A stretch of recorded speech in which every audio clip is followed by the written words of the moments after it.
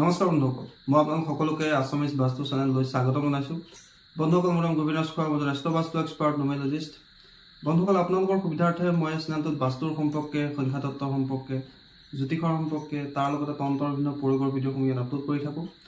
গতিকে যদিহে আপোনালোকৰ মোৰ চেনেলৰ ভিডিঅ'সমূহ চাই ভাল লাগে, অনুগ্ৰহ কৰি মোৰ চেনেলটো ছাবস্ক্ৰাইব কৰিব, ভিডিঅ'সমূহ লাইক কৰিব, কমেণ্ট কৰিব আৰু যিমান পাৰে শ্বেয়াৰ কৰিব।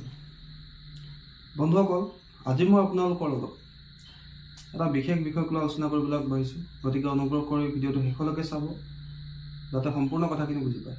স্কিপ কৰি চালে হয়তো আপোনালোকৰ গোটেইখিনি কথা বুজাত অসুবিধা হ'ব পাৰে। গতিকে অনুগ্ৰহ কৰি ভিডিঅ'টো শেষলৈকে চাব, যাতে সম্পূৰ্ণ কথাখিনি বুজি পায়। জ্যোতিষশাস্ত্ৰত যি 9টা গ্ৰহ আছে, সেই গোটেই 9টা গ্ৰহৰ ভিতৰত অত্যন্ত দুষ্ট গ্ৰহকেইটা হৈছে ৰাহু আৰু কেতু। এই দুইটা গ্ৰহকে পাপ গ্ৰহ বুলি কোৱা হৈছে, আৰু এই দুটা গ্ৰহই আমাক বেছিকৈ সমস্যাত পেলায়, আমাৰ জীৱনলৈ প্ৰব্লেম আনে, আমাক বিপদত পেলায়।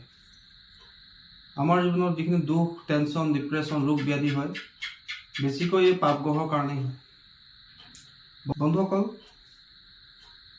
এই যুগটোক ৰাহু কেতুৰ যুগ বুলি কোৱা হৈছে, কিয়নো ৰাহু হৈছে টেকন'লজিৰ কাৰক, আৰু যিহেতু এই যুগটোৱে হৈছে টেকন'লজিৰ যুগ, আৰু ৰাহুক কোৱা হৈছে মায়া, মোহ, লোভ, এইবিলাকৰ কাৰক হৈছে ৰাহু। ৰাহুৱে আমাৰ চৌপাশে এটা মায়াজালৰ সৃষ্টি কৰে, আৰু সেই মায়াজালতে আমি আবদ্ধ হৈ আমাৰ নিজৰ যিখিনি উদ্দেশ্য কৰ্ম, এইখিনি আমি পাহৰিবলৈ লওঁ, বা আমি ভ্ৰমত পৰি বিপথে গমন কৰোঁ। বন্ধুসকল, এতিয়া কথা হ'ল, ৰাহু কেতুক কণ্ট্ৰল কৰাৰ বিভিন্ন উপায় আছে, আৰু বহুখিনি উপায় সম্পৰ্কে মই অলৰেডি আলোচনা কৰিছিলোঁ আপোনালোকৰ লগত। কিন্তু বন্ধুসকল, ৰাহু কেতুৰ প্ৰভাৱ আমাৰ ওপৰত সদায় থাকে। আমি যিমান চেষ্টা কৰিলেও ৰাহু আৰু কেতুৰ প্ৰভাৱক একেবাৰে শেষ কৰিব নোৱাৰোঁ। বন্ধুসকল, আজি মই আপোনালোকক ৰাহু কেতুৰ দুখ দূৰ কৰিবৰ কাৰণে এনেকুৱা এটা উপায় সম্পৰ্কে ক'বলৈ আগবাঢ়িছোঁ, যিটো উপায় আপোনালোকে খুব কম খৰচত কৰিব পাৰিব, আৰু যিটো উপায় কৰিবলৈ আপোনালোকৰ কাৰো অসুবিধা নহ'ব। বন্ধুসকল, সেই উপায়টো আমি কৰিব লাগিব এটা আঙুঠিৰ জৰিয়তে। বন্ধুসকল, আঙুঠি বুলি কওঁতে আপোনালোকে নাভাবিব যে বহুত দামী চাগে পাথৰৰ আমি আঙুঠি ধাৰণ কৰিব লাগিব, এনেধৰণৰ কথা নহয়। সেই চমৎকাৰী আঙুঠিটো হৈছে নাগৰ আঙুঠি। আপোনালোকক মই স্ক্ৰীণত এটা ফটো দি দিছোঁ নাগৰ আঙুঠি। এই ধৰণৰ নাগৰ আঙুঠি আপোনালোকে নিশ্চয় কাৰোবাৰ হাতত দেখিবলৈ নিশ্চয় পাইছে। বন্ধুসকল, এই নাগৰ আঙুঠি ধাৰণ কৰিলে জ্যোতিষশাস্ত্ৰ অনুসৰি বিভিন্ন শুভফল লাভ হয় বুলি কোৱা হৈছে।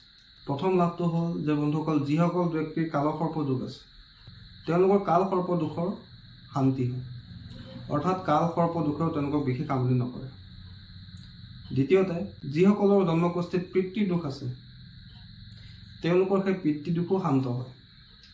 তৃতীয়তে, যিসকল ব্যক্তিৰ জন্মকুষ্ঠিত চন্দ্ৰগ্ৰহণ যোগ আছে, অৰ্থাৎ চন্দ্ৰমাৰ লগত ৰাহুকেতু বহি আছে, বা সূৰ্যগ্ৰহণ যোগ আছে, অৰ্থাৎ সূৰ্যৰ লগত ৰাহুকেতু বহি আছে, তেওঁলোকেও যদি সাপৰ আঙুঠি ধাৰণ কৰে, সেই ক্ষেত্ৰত তেওঁলোকৰ গ্ৰহণ দোষৰ শান্তি হয় বুলি কোৱা হৈছে, অৰ্থাৎ সেই গ্ৰহণ দোষেও তেওঁলোকক বিশেষ প্ৰভাৱ নেপেলায় বুলি কোৱা হৈছে।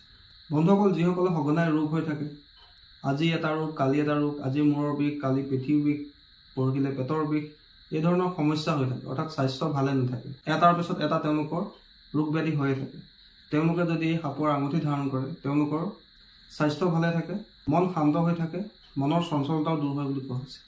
যিসকল ব্যক্তি খুব নজৰ লাগি থাকে, সঘনাই তেওঁলোকৰ আনৰ বেয়া নজৰৰ চিকাৰ হয়, নাগৰ আঙুঠি ধাৰণ কৰি তেওঁলোকৰ নজৰ দোষৰ পৰা, অৰ্থাৎ বিভিন্নজন ব্যক্তিৰ বেয়া নজৰৰ পৰা তেওঁলোকে সুৰক্ষিত থাকিব পাৰে।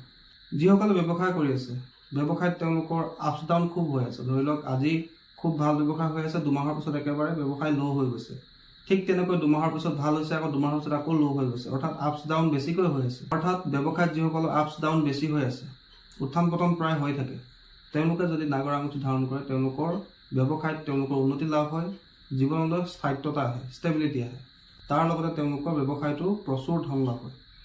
যিসকলৰ খুব পাইলছৰ ৰোগ হয়, কনষ্টিপেশ্যনৰ প্ৰব্লেম হয়, গুজ্জ দ্বাৰৰ যিকোনো ধৰণৰ ৰোগ হয়, তেওঁলোকে যদি নাগৰ আঙুঠি ধাৰণ কৰে, এনেধৰণৰ গুজ্জ দ্বাৰৰ লগত জড়িত ৰোগ বা গুপ্ত ৰোগৰ পৰা সুৰক্ষা লাভ হয়, বা যদি ৰোগত ভুগি আছে, সেই ৰোগো অতি সোনকালে দূৰ হয় বুলি কোৱা হৈছে।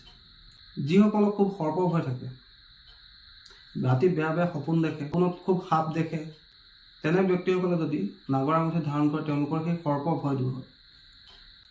তাৰোপৰি বন্ধুসকল এই নাগৰ আঙুঠি ধাৰণ কৰিলে ৰাহু কেতুৰ লগত জড়িত যিকোনো ধৰণৰ দুখ, সেয়া লাগে কালসৰ্প দুখ হওক, চন্দ্ৰগ্ৰহণ দুখ হওক, ৰাহু চাণ্ডালৰ দুখ হওক, যিকোনো ধৰণৰ ৰাহু কেতুৰ লগত জড়িত দুখ, গ্ৰহ দুখ শান্ত হয় বুলি কোৱা হৈছে। আমাৰ জীৱনত যিখিনি সমস্যা হয় সেয়া বিশেষতঃ পাপগ্ৰহৰ কাৰণেই হয়, বিশেষকৈ ৰাহু আৰু কেতু। গতিকে এই দুইটা গ্ৰহক আমি শান্ত কৰি ৰখাটো অত্যন্ত প্ৰয়োজন। নহ'লে আমাৰ জীৱনত এটাৰ পিছত এটা সমস্যা, ৰোগ ব্যাধি, প্ৰব্লেম, সেয়া লাগে ফাইনেন্সিয়েল হওক, ফেমিলি প্ৰব্লেম হওক বা আপোনাৰ কেৰিয়াৰৰ প্ৰব্লেম হওক, এই ধৰণৰ সমস্যা আমাৰ জীৱনলৈ প্ৰায় আহি থাকে। যাতে এই সমস্যাখিনি আমাৰ জীৱনৰ পৰা আঁতৰি থাকে, আমি যাতে সুখে সন্তোষে জীয়াই থাকিব পাৰোঁ, আমাৰ যাতে কামবিলাক সফল হয়, কৰ্মত যাতে বাধা নাহে, আমাৰ ইচ্ছাবিলাক যাতে পূৰ্ণ হয়, তাৰ কাৰণে আমি সকলোৱে এনেধৰণৰ নাগৰ আঙুঠি এটা ধাৰণ কৰি থাকিব লাগে। আৰু এই নাগৰ আঙুঠি সকলো ৰাশিৰ ব্যক্তিয়ে ধাৰণ কৰিব পাৰে। ইয়াত কোনো ধৰণৰ কথা নাই যে এই ৰাশিৰ ব্যক্তিয়ে ধাৰণ কৰিব পাৰে, এই ৰাশিৰ ব্যক্তিয়ে ধাৰণ কৰিব নোৱাৰে। পুৰুষ মহিলা উভয়ে এই নাগৰ আঙুঠি ধাৰণ কৰিব পাৰে। কিন্তু বন্ধুসকল এই নাগৰ আঙুঠি ধাৰণ কৰা এটা বিশেষ নিয়ম আছে। যধে মধে নাগৰ আঙুঠি ধাৰণ কৰিলে আপোনালোকৰ কিন্তু সেই আঙুঠিৰ পৰা বিশেষ ভাল ফল লাভ নহ'ব। বন্ধুসকল এই নাগৰ আঙুঠি আপোনালোকে তামত, পঞ্চধাতুত, অষ্টধাতুত বা ৰূপত বনাব পাৰে। ভালকৈ শুনি লওক বন্ধুসকল, এই নাগৰ আঙুঠি আপোনালোকে তামত অৰ্থাৎ কপাৰত, অষ্টধাতু অৰ্থাৎ 8টা ধাতু মিলাই, পঞ্চধাতু অৰ্থাৎ 5টা ধাতু মিলাই বা আপোনালোকে ৰূপত বনাই ধাৰণ কৰিব পাৰে। আৰু কোনটো আঙুলিত ধাৰণ কৰিব লাগে? প্ৰত্যেকে নিজৰ সোঁহাতৰ মধ্যমা আঙুলি, মাজৰ যিটো আঙুলি আছে আমাৰ, সেই আঙুলিত আমি ধাৰণ কৰিব লাগে। তাৰোপৰি এই আঙুঠিটো আপোনালোকে কোনো বৃহস্পতিবাৰে সন্ধিয়াৰ সময়ত নহ'লে মংগলবাৰে সন্ধিয়াৰ সময়ত ধাৰণ কৰিব পাৰে। আৰু ধাৰণ কৰাৰ আগত আপোনালোকে এই আঙুঠিটো ভালকৈ গংগাজলত ধুই ল'ব। ধুই লৈ যদি ওচৰত শিৱ মন্দিৰ আছে, শিৱ মন্দিৰত গৈ ধূপ চাকি জ্বলাই এই নাগৰ আঙুঠিটো এবাৰ শিৱলিংগত স্পৰ্শ কৰাই ল'ব। তাৰপিছত আপোনালোকে এই আঙুঠিটো ধাৰণ কৰা আগমুহূৰ্তত ওম নাগেন্দ্ৰ হৰাই এই মন্ত্ৰটো 108 বাৰ জপ কৰি ল'ব। তাৰপিছত আপোনালোকে এই আঙুঠিটো ধাৰণ কৰিব। বন্ধুসকল শিৱলিংগ স্পৰ্শ কৰোৱাৰ পিছত আপোনালোকে এই মন্ত্ৰটো, মই যিটো মন্ত্ৰ আপোনালোক ক'লোঁ, ওম নাগেন্দ্ৰ হৰাই নমঃ, এই মন্ত্ৰটো আপোনালোকে 108 বাৰ জপ কৰিব। আৰু 108 বাৰ জপ কৰি সেই আঙুঠিটো আপোনালোকে নিজৰ হাতৰ মধ্যমা আঙুলিত ধাৰণ কৰিব।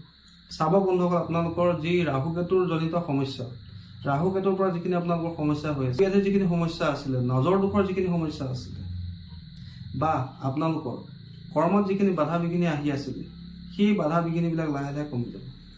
বন্ধুসকল এইটো এটা অত্যন্ত পৰীক্ষিত জ্যোতিষীয় উপায়। আপোনালোকে একবাৰ কৰি চাওক, বিশেষ আপোনালোকৰ খৰচো নহয়। আপোনালোকে প্ৰয়োগটো কৰি চাওক, নিশ্চয় ইয়াৰ পৰা আপোনালোকে ভাল ফল লাভ কৰিব।